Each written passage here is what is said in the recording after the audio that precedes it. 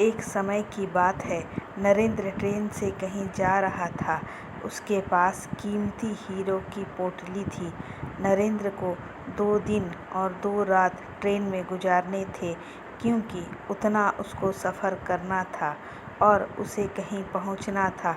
सफ़र के पहले ही दिन एक चोर की नज़र नरेंद्र के हीरो की पोटली पर पड़ गई। अब चोर ने दिमाग लगाया और बड़ा सा बैग लेकर नरेंद्र के पास जाकर बैठ गया और उस आदमी से मीठी मीठी बातें करने लगा। चोर ने सोचा कि रात में जब सब सो जाएंगे तो मैं चुपके से उठकर उन हीरो को चुरा लूँगा। यह सोचकर चोर बड़ा ही खुश होने लगा।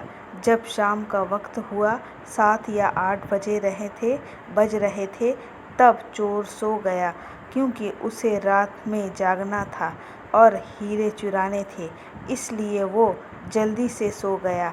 जब नरेंद्र की सोने का वक्त आया, उसने चुपके से अपने हीरो की पोटली अपने बैग से निकालकर उसके पास जो आदमी सोया था उसके बैग में डाल दी। और नरेंद्र के पास कौन सोया हुआ था? वह चोर ही सोया हुआ था। यह सब करने के बाद नरेंद्र आराम से सो गया। रात के जब 2-3 बज रहे थे, तब वो चोर उठा और उसे देख सब लोग सो गए थे। फिर उसने नरेंद्र के बैग को अपनी तरफ खींचा और बैग को पूरा चेक कर लिया। उस बैग में कुछ नहीं मिला। वह परेशान हो गया। सारी रात नरेंद्र के बैग को चेक करने के बाद जब उसे कुछ न मिला, तब उसने देखा कि सुबह के 4 बज रहे थे। तब वह सो गया। उसके सोने के बाद नरेंद्र उठा। उसने अपने हीरो की पोटली उस चोर के बैग से निकालकर अपने बैग में वापस रख ली। जब सुबह हुई और वो चोर सोकर उठा, उसने देखा कि हीरो की पोटली तो नरेंद्र के पास ही है। उसे लगा कि मैंने कुछ गड़बड़ी की है, शायद नरेंद्र के बैग को अच्छे से चेक नहीं किया। उसने फिर से प्लान बनाया कि इस रात बैग को अच्छे से चेक करना पड़ेगा। वह चोर फिर से शाम होते ही 7 बजे जल्दी से सो गया और नरेंद्र ने फिर से अपने हीरो की पोटली को अपने बैग से निकालकर उस चोर के बैग में डाल दी।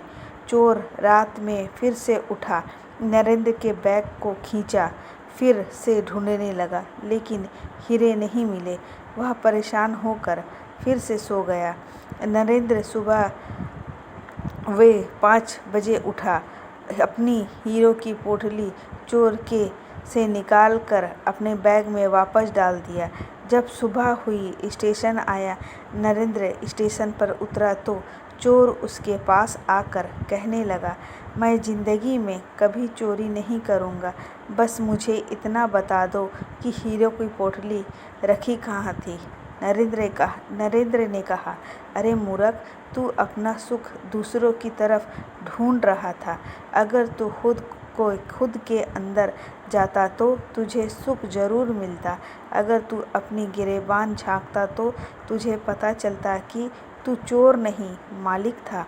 वो हीरो की पोटली तेरे ही पास थी।